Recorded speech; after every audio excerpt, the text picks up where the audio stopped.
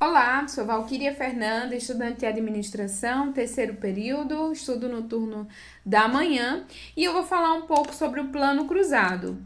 O Plano Cruzado, ele foi lançado no governo do José Sarney em fevereiro de 1986.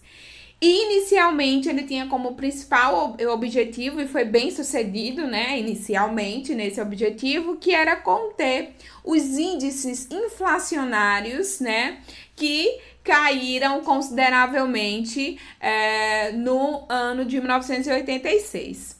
O governo Sarney, ele implementou um plano de combate à inflação que ficou conhecido como Plano Cruzado.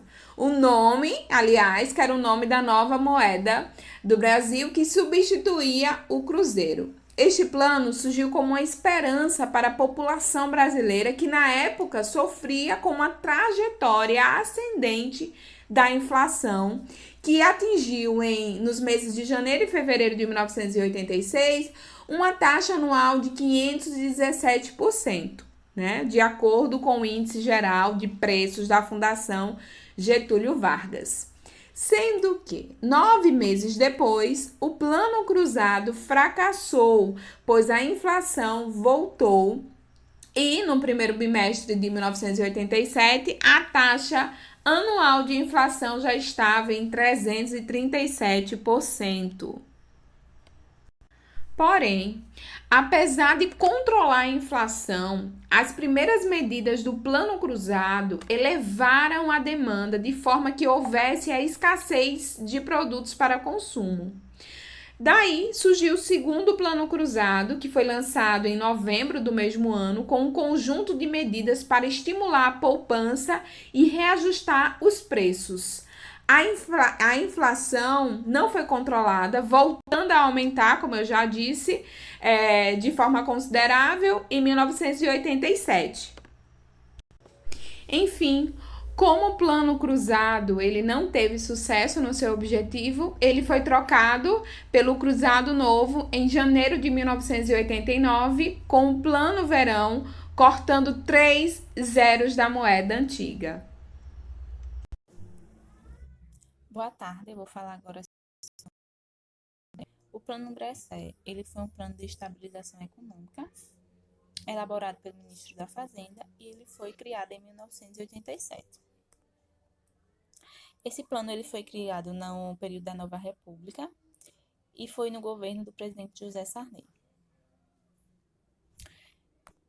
Ele foi elaborado, como eu já havia falado, pelo ministro da Fazenda Luiz Carlos Bresser Pereira, por isso que foi conhecido como Plano Bresser, e entrou em vigor em 12 de junho de 1987. O principal objetivo do plano era, na época, era conter o avanço da inflação herdada de planos econômicos anteriores. Então, o Plano Bresser ele instituiu o congelamento de preços, o congelamento de salários e o congelamento de aluguéis. Além disso, o congelamento dos preços ele não foi respeitado nem pelo próprio governo. Então, as medidas foram o reajuste dos salários e o aumento dos impostos. Quais foram os resultados do plano? Inicialmente, esse plano foi um sucesso, visto que conseguiu efetivamente reduzir a inflação, mas o plano ele reduziu a inflação por apenas poucos meses e houve um fracasso. E aí, devido a essa situação, o ministro Bresser Pereira ele pediu demissão no final deste mesmo ano, sendo substituído por Maílson da Nóbrega.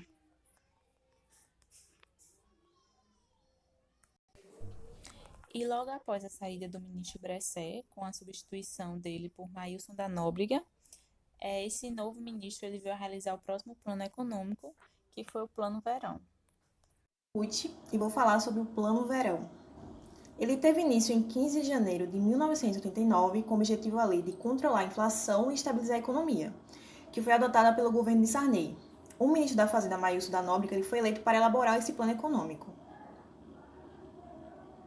Bom, as medidas implementadas foram a alteração no rendimento da caderneta de poupança, sendo a aplicação de renda fixa mais popular da época, a migração do IPC, Índice de Preço ao Consumidor, para as LFTS, Letras Financeiras do Tesouro, como indexadores da poupança, elevação da taxa de juros, congelamento de preços por um período de tempo indeterminado. Teve também o controle de gastos públicos, a extinção da URP, Unidade de Referência de Preços, e também a introdução da nova moeda, o cruzado novo, com um corte de 3 zeros da moeda antiga. O verão ele falhou, assim como os planos econômicos anteriores dos anos 80, pois eles não conseguiram reduzir a taxa de inflação mensal. Ele até controlou a inflação por um período de tempo curtíssimo, comprometendo assim o desenvolvimento econômico do Brasil por uma década inteira. Como também afetou muitas pessoas, com as mudanças da correção da caderneta de poupança. Os investidores que tinham saldo na caderneta de poupança com aniversário entre 1 a 15 de janeiro de 89, registraram ali perdas em seu patrimônio investido. Então, devido ao mau planejamento e transparência do plano, vários investidores se sentiram injustiçados, fazendo com que o governo liberasse uma indenização àqueles investidores que foram prejudicados. Além disso, naquele mesmo ano, o Brasil sofreu com a hiperinflação, que ultrapassou 80% ao mês, chegando ao fim o governo de Sarney. Meu nome é Gabriela e eu fiquei responsável por realizar o encerramento do nosso trabalho com o Programa de Combate à Inflação do presidente Fernando Collor, que ficou mais conhecido como Plano Collor. Bom, fazendo rapidamente um resgate histórico, só para tentar entender melhor as medidas realizadas pelo governo, haviam 4 aspectos que estavam se desenrolando nesse período.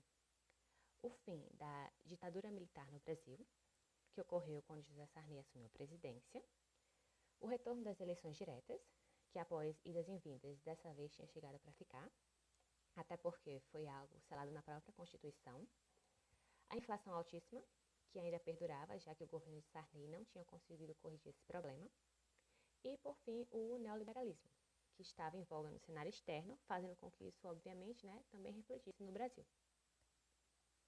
Seguindo para a origem do plano, o Plano Collor foi um planejamento econômico realizado durante o mandato do Fernando Collor de Mello como presidente. E esse plano tinha como objetivo o mesmo que os anteriores, que seria controlar a hiperinflação brasileira. A diferença é que toda a conjuntura desse plano não tinha sido mencionada durante a campanha eleitoral. Durante a campanha, ele só prometia acabar com a inflação e melhorar a economia. E ele falava que iria fazer isso através do combate à corrupção e com a demissão de maus funcionários públicos. Outro aspecto aí que vale a pena ser mencionado é o fato dele ter sido decretado através de uma medida provisória, ou seja, o Plano Collor não foi levado ao Congresso Nacional, nem para debate e nem para ser votado pelos congressistas. Agora partindo para os planos, propriamente ditos. Os planos porque ele aconteceu em 2 etapas, os chamados Plano Collor 1 e 2.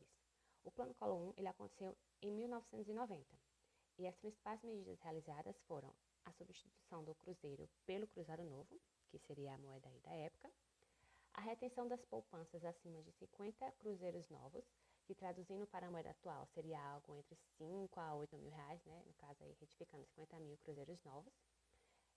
O objetivo era de que o valor retido seria usado para financiar projetos econômicos e que em 18 meses ele seria devolvido à população, com correção e juros de 6% ao ano. Mas a verdade é que isso nunca aconteceu e milhares de pessoas só conseguiram reaver o seu dinheiro entrando na justiça. Também temos o congelamento de preços, que seria um tabelamento imposto pelo governo federal. Nesse tabelamento não há a determinação de preços pela lei da oferta e procura. O que precisa ser obedecido é o que é estabelecido pelo governo. Essa medida ela provocou um determinado caos porque gerou um desabastecimento e um desequilíbrio na economia. E no final das contas, não conseguiu frear a inflação. Também temos a privatização de estatais, que foi um dos frutos do neoliberalismo, e também uma continuidade à política de privatização que já tinha sido iniciada por Sarney, a criação do IOF, que seria um imposto sobre todos os ativos financeiros, e o fechamento de ministérios e empresas públicas, que também originou na demissão de funcionários públicos. Tudo isso com o objetivo de reduzir os gastos administrativos. Bem, como o primeiro plano não teve sucesso, tanto por não conseguir conter a inflação, como também por ter sido extremamente impopular, principalmente pela retenção das poupanças, foi criado então, em 1991, o Plano Collor 2, que também foi realizado por uma medida provisória. Nesse segundo plano, ainda se manteve a política de congelamento de preços, ele também instituiu o aumento de tarifas públicas para os Correios e para o setor de energia e transporte ferroviário. Tivemos também a criação da taxa de referência, que, como o próprio nome sugere, é uma taxa que servia de referencial, né, para os juros no Brasil, e fez a substituição do overnight, que seria depositar dinheiro em um dia e retirar no outro, né, mas com um determinado lucro, pelo Fundo de Aplicações Financeiras. Bom, e para finalizar, eu trouxe as principais consequências que o Plano Collor acarretou para o Brasil. De modo geral, pode-se dizer que elas foram negativas, porque além de não ter melhorado o problema da inflação, né, ele ainda causou outros. Inclusive, alguns economistas defendem que o Brasil chegou a quebrar durante o governo dele, né? Outros dizem que foi apenas uma recessão profunda, mas é fato que não foi algo positivo. Então, existiram várias implicações, mas eu separei aqui as que eu considerei mais importantes. Então, foram elas, né? O aumento do desemprego, inclusive a estimativa é que somente em São Paulo, só no primeiro semestre, né, cerca de 170 mil postos de trabalho deixaram de existir. Também tivemos a indústria nacional sucateada e muitas estatais, né, que foram privatizadas, vendidas abaixo do preço do mercado. Também tivemos a falência de empresários e investidores, inclusive isso contribuiu para o aumento do índice de suicídio e morte de várias pessoas por infarto. Todas as fontes que eu pesquisei, elas relatavam isso.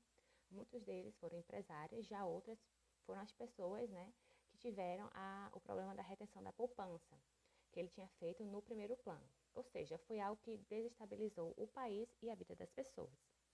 Também tivemos a diminuição do PIB, que é o Produto Interno Bruto. Ele foi de 453 bilhões em 89, né, no ano de 89, para 433 bilhões em 90. E por fim, eu também coloquei aqui, né, como consequência, porque de certa forma foi realmente uma consequência devido ao fracasso do plano e à má gestão do governo, que seria a renúncia de Collor ao cargo de presidente.